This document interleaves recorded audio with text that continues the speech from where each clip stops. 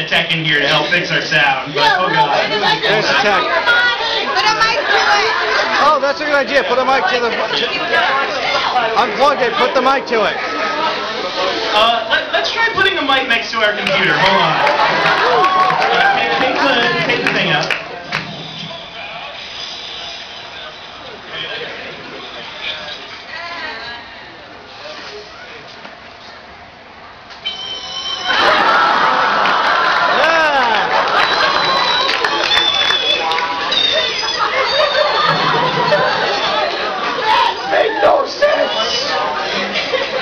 You know, our sound guy, Justin Wu, couldn't be here today, and I've never wanted him here more than now.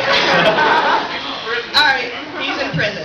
Alright, let's get the show... Alright, now that we're finally done with the intro, let's get the show started with something cheap and easy like me. Trigun! I said Trigun. Trigun refers to Vash the Stampede because he has 3 guns. There's his normal gun, the city-destroying moon-exploding weapon that gun in his superpowers form, and the hidden gun in his cybernetic left arm.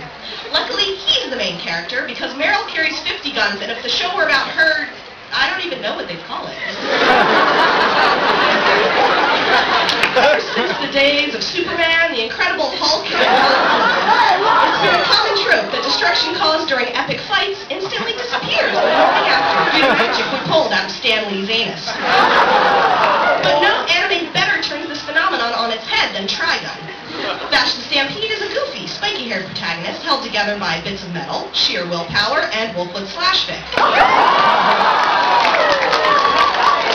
He's a world-renowned outlaw, but he never actually kills anyone. He just destroys their houses and blows up their power plants.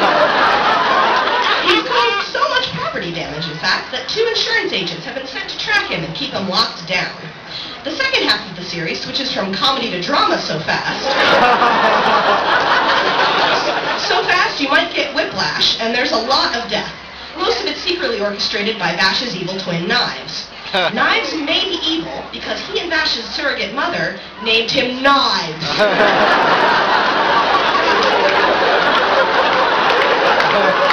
it all ends happily in the end with Vash defeating his brother and bringing him home to the insurance girls, and then Vash and Meryl have lots and lots of sex. Pausing only when Meryl has hot, nasty sex with Knives. Or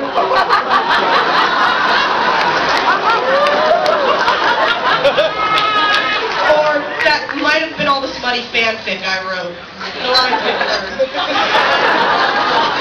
Oh, God, on the subject of fanfiction, let's talk about Phoenix Wright. Who the hell is Phoenix Wright? Because I hate fanfiction.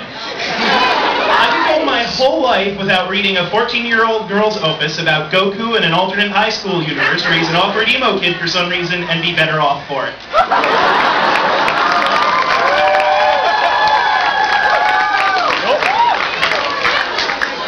The one exception to this rule, though, is Phoenix Wright fanfiction.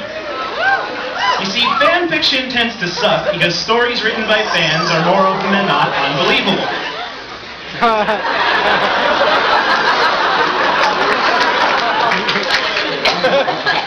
However, after Phoenix Wright cross-examines a parrot, a radio, a ghost, a zombie cyborg coffee addict lawyer ninja thing, and whatever the hell this thing is, I don't think anything in the Phoenix Wright universe is unbelievable anymore.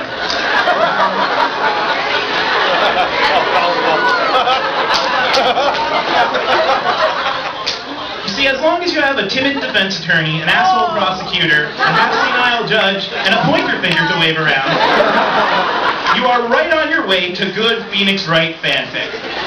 And this would be great advice if the entirety of the fandom didn't consist of Phoenix Edward/.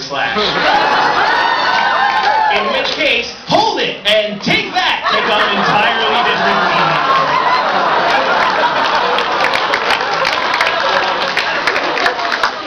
Oh, we're on to the gay stuff. Cool, Sayuki. You know, Sayuki's the questing anime that just keeps going and going and going and going. And so while I could just throw up a picture picture of them and say, big gay road trip, and talk about the yaoi, I'm not going to. This is a very complex show. And I'm going to dig a little deeper and get to the heart of what the series is really, truly about. Oh, Gojo, my sad, angsty past makes me so sad and angsty and in need of comfort. Oh, Hakai, let me comfort you.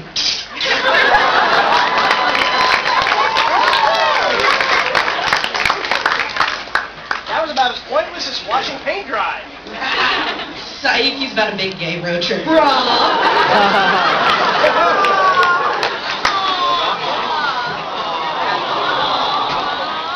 I get the best introductions.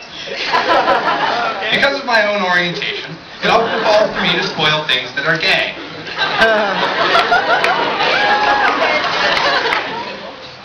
I mean the word literally, not pejoratively. Shows and games featuring guys who have the hots for each other, like Yami no Matsue, or Loveless, or Choaniki. I didn't? Oh, wait. That was for this year. I have it around here somewhere. Ah, yes, here it is. This is Choaniki, a series of games about, my eyes. Oh God, it burns so much. Help me please. If you ever loved me, get a gun and let me die. I think it's in my brain now. There we go, Choaniki.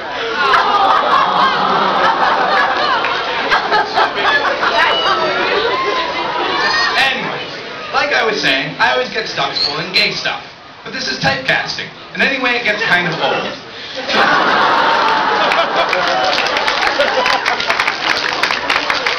So now I'm going to spoil something that's definitely not gay, like Full Metal Alchemist. No, that's not gay. That's just involved with bestiality. Full Metal Alchemist is not gay.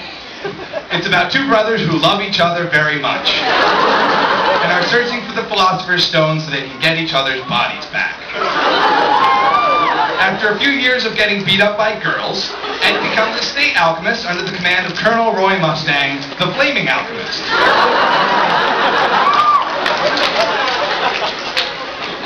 Ed gets upset because he's not as big as some of the other alchemists.